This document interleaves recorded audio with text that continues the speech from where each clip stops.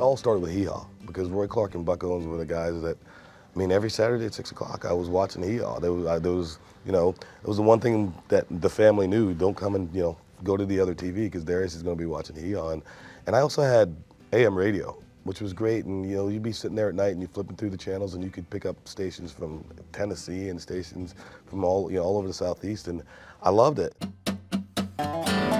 When I started this country thing, I didn't care what, you know, people thought. If I ever really sat down and thought about what people think of my career or what I've done, I don't think I could have ever made it.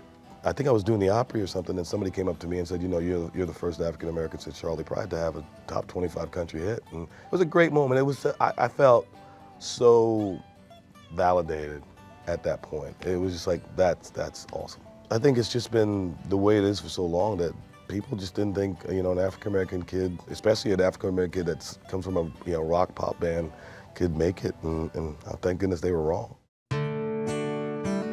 When I went to South Carolina, my plan was to major in broadcast journalism, maybe someday be a sportscaster or something, but I met the guys in Hootie, and you know, life was changed after that. I sang all the time, and I didn't think about it. It was just something I did. I walked around and I sang, and one day I was singing in the shower, and I came out of the shower, and Mark Bryan, the guitar player in Hootie, he lived in my dorm hall, and he said, man, was that you singing? I was like, yeah, that was me. He's like, he sounded good. I was like, thanks. He said, why don't you come by my room, see if we know any of the same songs. So I went by his room, and we realized we knew about 20 songs that he knew and that I knew, and we started a band pretty much that day.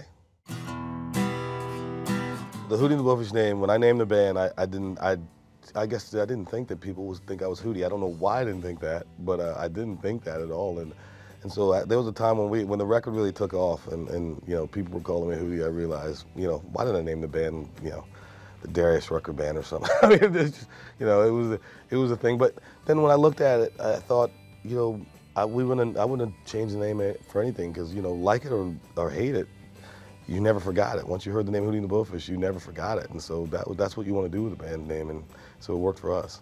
My first